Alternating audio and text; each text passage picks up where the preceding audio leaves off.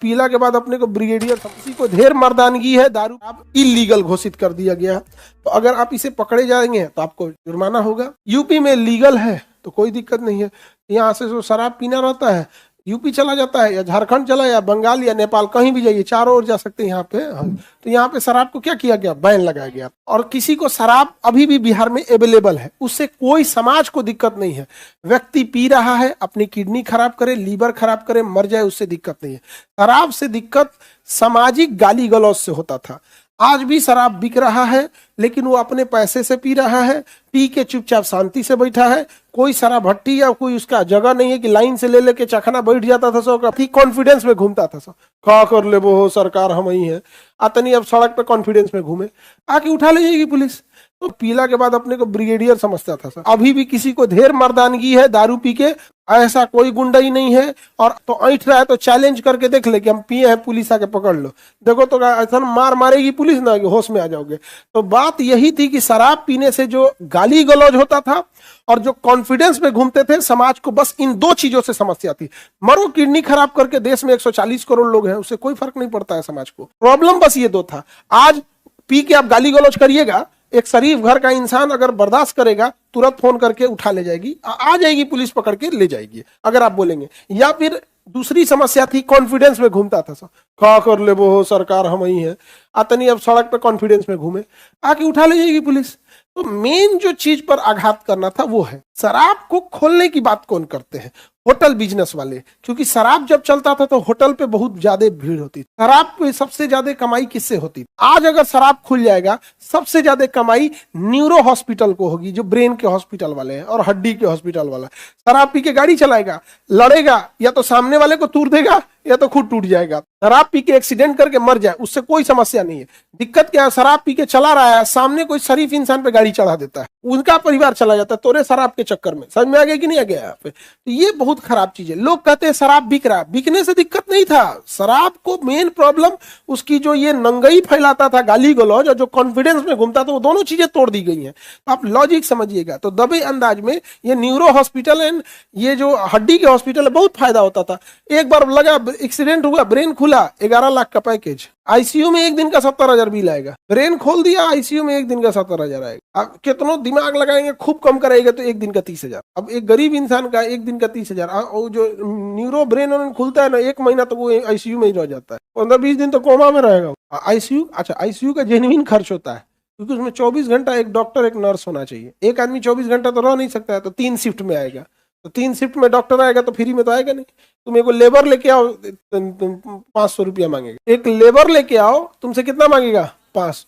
अच्छा, नहीं कम करा के देखो, कहो 200 रुपया में नहीं कर दोगे? नहीं करे। तो डॉक्टर 3 टाइम आएगा तो उसका चार्ज लगेगा ही नहीं आएगा, तो उसका ही मुंह दिखाई लगता है। आईसीयू में देखिएगा ना, मुंह दिखाई, मतलब मरीज दिखाई, मुंह दिखाई बोल दिया हम। Oh very bad. चलो आगे बढ़े। तो व्यवसाय करने की स्वतंत्रता समझ में आ गया। तो जो लीगल है व्यवसाय, बस वही कर सकते हैं। आप शराब बेच देंगे, जिस राज्य में लीगल है उस राज्य में जाके बेचिए, उस राज्य में जाके क्या करिए, बेचिए। अच्छा, कुछ ऐसे भी व्यापारी थे जिन्होंने 50-60 करोड़ रुपए लगा के 50-60 करोड़ रुपए लगा के शराब का कारखाना डाला था 2015 में। अगले साल नीतीश कुमार बैन लगा दिया। तू कह रहा है कि हम बोतल लेके कहाँ जाए, नहीं समझे? तो ये चेंजिंग आया था। आगे बढ़ जाए। सर, शराब प्रतिबंध से बिहार में महंगाई बढ़ गई है। अच्छा ठीक है, तो उत्तर प्रदेश में बहुत महंगाई नहीं होगा, बाकी राज्य में महंगाई नहीं होगा, नहीं समझे? शराब से कहा जाता है कि पैसे, मतलब टैक्स घट जा रहा है। देखो, पैसे के लिए ऐसा तो नहीं है कि मुजरा करने लगोगे बात समझो। जब ये लॉजिक दिया जाता है कि शराब के लिए पैसे घट जा रहे हैं, तो बैठ जाओ मुजरा पे, खुदे पैसा आने लगेगा। एक नैतिकता भी एक चीज होती है। You have to live better for the best. हमें आगे नहीं आ गया, आप सबको खुश नहीं रख सकते। तो ये होता है, और ये बड़ा हार्ड डिसीजन। यही कारण है कि हर एक महिला दबे अंदाज में नीतीश कुमार का धन्यवाद करती, भले वो खुल के ना आए, लेकिन इस बात का धन्यवाद करते। क्योंकि 2 शराबियों के, शराब पीकर अगर 2 पुरुष भी लड़ाई लड़ेगा ना, तो गाली एक महिला को देगा, उसकी बहन को या उसकी माँ को। कुछ नहीं किए, कभी इसको भी सोचिए। और सब कुछ पैसा नहीं होता, फिर तब तो गांजा भी बेच सकते हो। जब शराब बेच सकते हो और इसके लिए लड़ सकते हो, तो फिर तो गांजा भी। ये सब चीजें बड़ी खराब होती है। तो अंदर देखना, कहना क्या चीज होता है, शराब चालू कर दीजिए, ये तो गांजा, ड्रग्स, हेरोइन, सब चीजें कहाँ है? फिर एक स्टेप क्यों जा रहे हो? हम तो कहते हैं ये जो गुटखा उटखा भी है, ये जब तक गुटखा चलेगा स्वच्छ भारत कभी पूरा नहीं हो पाएगा। पूरा गुटखा खाते रहेगा, टेम्पो में चलते रहेगा, नेटवर्क नहीं है, रुकिए ठूक के बोल रहे थे तेरा के यहाँ जाम लगल है, यहाँ पे तुरंत उसका भाषा बदल जाता है। ऐसे कर रहे ना। अब 15% कैंसर का मरीज यही है सब, कैंसर हॉस्पिटल पे जाके बिना मतलब का बर्डन बना देता है, सब बर्डन हो जाता है हॉस्पिटल का, बिना मतलब का 15% कैंसर का बोझ यही है, समझ में आ गया कि नहीं? और एक अजीब चीज है, सॉफ्ट पावर क्या होता है कि गवर्नमेंट एक और परमिशन दे देती है गुटखा वालों, और गवर्नमेंट के ही सपोर्टर एक और आके कहते हैं गुटखा का प्रचार मत करो। भाई गुटखा बिकेगा, ये हीरो नहीं करेगा, कोई और हीरो करेगा, कोई ना कोई तो करेगा ही करेगा, लेकिन जब बिकेगा तो करेगा ही करेगा। नहीं समझा गया? बैन कर देना चाहिए। अब जिसको है यहाँ पे, लेकिन गुटखा वाला घुसी आ जाएगा, ओए सर जी हमारा गुटखा बैन करा रहे। भाई तुम्हारी हेल्थ के लिए सही हो, बहुत खराब इम्पैक्ट पड़ता है गुटखा वगैरह।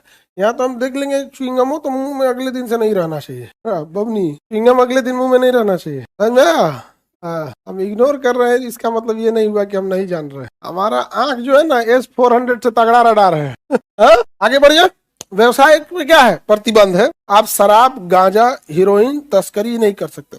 बिहार में एक अलग नैरेटिव ये चलाया जा रहा है शराब बंद होने के कारण कि यहाँ पर सूखा नशा बढ़ गया है, ये नैरेटिव सेट किया जा रहा है। ऐसा नहीं है। सबसे इजीली शराब अवेलेबल पंजाब में है, और बड़ा इजीली वहाँ सोसाइटी भी एक्सेप्ट कर लेता है। नहीं पटियाला पैक तो ये तो वो ऐसे करके रिच सोसाइटी है। गाने वगैरह में देखेंगे शराब चलते रहेगा, और गाना वगैरह में देखेंगे 4 बोतल वोट का काम मेरा रोज का, ये शराब है। बावजूद इसके सबसे ज्यादा ड्रग्स कहाँ है? पंजाब। अगर शराब से सूखा नशा बढ़ता, कम हो सकता था, तो सबसे कम वहां होता। ये गलत नैरेटिव है। देखिए जो शराब पी रहा है, धीरे धीरे उस शराब का भी अब उस पर असर नहीं होगा, अब वो जाएगा सूखे नशा के, नहीं समझे? और दूसरा जो सूखा नशा कर रहा है वो खुद मर रहा है, वो गाली गलौज नहीं करता है, नहीं समझा गया?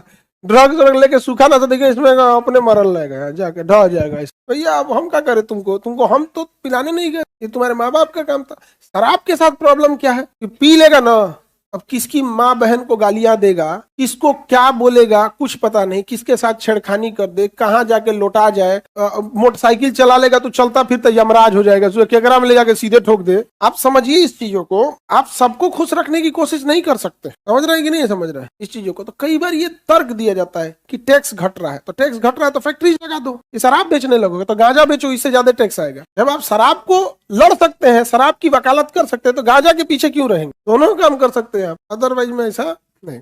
उसूलों से समझौता नहीं, चाहे कुछ भी हो जाए। और ये सब चीज बहुत खराब होती है। एक लड़की की जिंदगी आप में जितना लड़का इसमें होगा, इसमें कुछ शराब का मतलब आइडियोलॉजिकल, भले वो शराब नहीं पीता होगा, लेकिन उसे लगता होगा नहीं शराब खोल देना चाहिए।